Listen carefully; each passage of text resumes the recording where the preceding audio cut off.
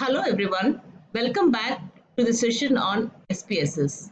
In today's session, what we'll be seeing is, we'll be seeing how to carry out one-way ANOVA. And for that, already in the previous class, you have seen how to do an independent t-test.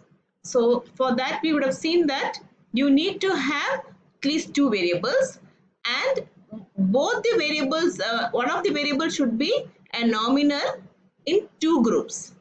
On the contrary, in an ANOVA, you'll find that one of the variables should be a nominal one and should be having more than two groups. So when there is a nominal variable, say more than two groups, and the dependent variable is in the form of a scale, then we will carry out using a one-way ANOVA test. So this is the criteria. Let me repeat once again. And one-way ANOVA, for that, it's a parametric test. You need to have two variables. This is the independent variable. This is the dependent variable. The independent variable needs to be a nominal scale one and has to have more than two groups. Now let us think of an example which will suit that criteria. A nominal variable with more than two groups, say age. If I have age group divided into 3 or 4 categories, less than 20 years, 20 to 40 years, say, and more than 40 years. So that is a nominal group with more than 2 groups. And my dependent variable is measured using a scale. In that case, I will be carrying out a one-way ANOVA. So let us take an example to understand. See here the same data that I had used in my previous example to show you the t-test. I'm taking the same thing. So there is EP, AC, OC. These are the variables that are being measured, JS and SI.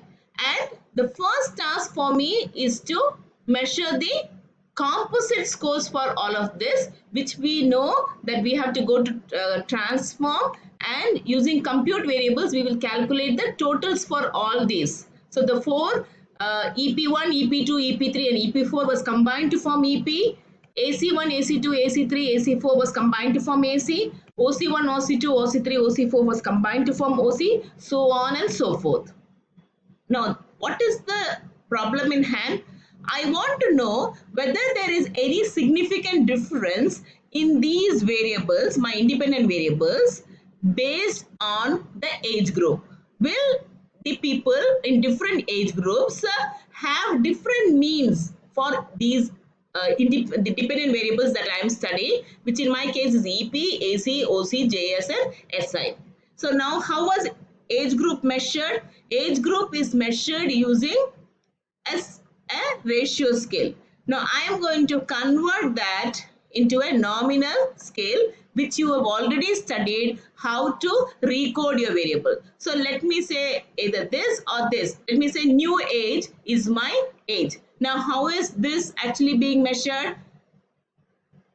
There are 3 categories, as you can see, 1, 2 and 3. So now it has converted into a nominal scale. So I have 3 categories. So age is being measured as a nominal scale, and I want to know whether EP, AC, OC, JS and SI are differing based on the age. So to do the one-way ANOVA, now why I am doing one-way ANOVA? Because new age, which is my independent variable, is measured using a nominal scale, and there are more than 2 categories in that scale. If there was only 2 categories, what will I use? Yes, I will use a t-test instead of an ANOVA. I hope this basic differentiation between t-test and ANOVA is clear to you. Now I go to analyze and I have to do the ANOVA test. So here if you see, there is compare means. In compare means there is one-way ANOVA test. Go there, and what are your dependent variables? My dependent variables are EP, AC, OC, JS, SI. If I want, I can do these tests for each of the dependent variable. I can do the test separately also. But why should I do it like that? I can do it in one go. And here, if you see, this is my age group. So my age group is taken here, and I'm going to look at what options are available here. Let me see the this is called as conducting a post hoc test. What is a post hoc test? Okay, I know that there are differences between the variables, but I have to know which two groups are contributing to that difference. So for that, only if I do one of these tests, let me take the chef's test. So you will find different tests given here. You can choose any one of them. I am choosing the chef's test because that's what I generally do. And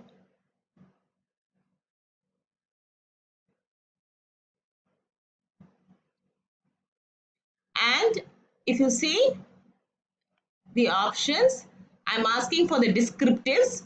I will tell you why later, and I'm going to OK it. Now you find that how many age groups are there? There are three age groups, less than 25, 26 to 45 and 46 plus, and your one way ANOVA table is here. So this is the ANOVA table. This is your descriptives table. This is your ANOVA table, and this is your post hoc test table, which is given because we took the chef's test. That is why this is generated. Otherwise, it will not give you that result. Now, if I now look at the ANOVA table closely, what is that I will look at? I will look at only two things, the F value and the significance level. By now, you would have clearly understood that when is your significance valid?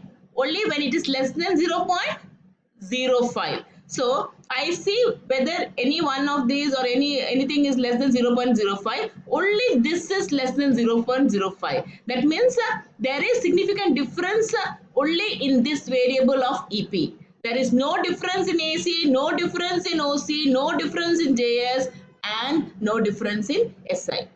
Okay, now that I have come to know that there is significant difference in EP, I would like to know who is displaying more employee perception. Whose perception is more?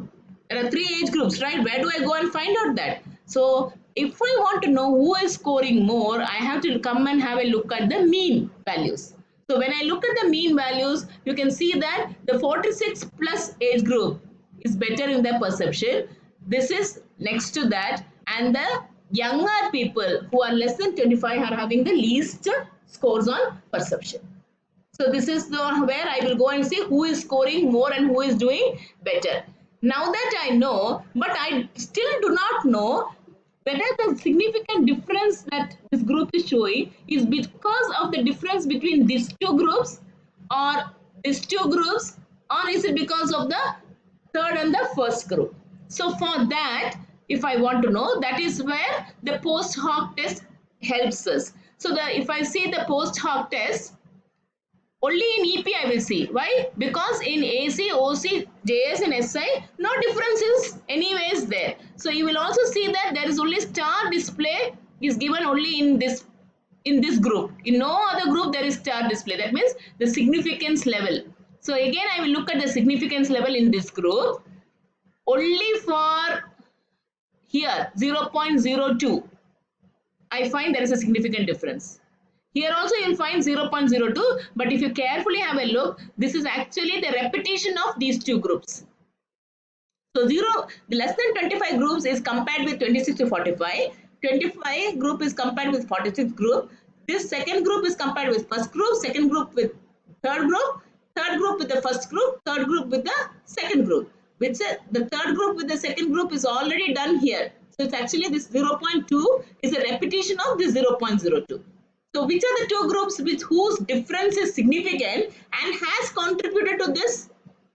It's only the less than 25 group and the 46 plus group.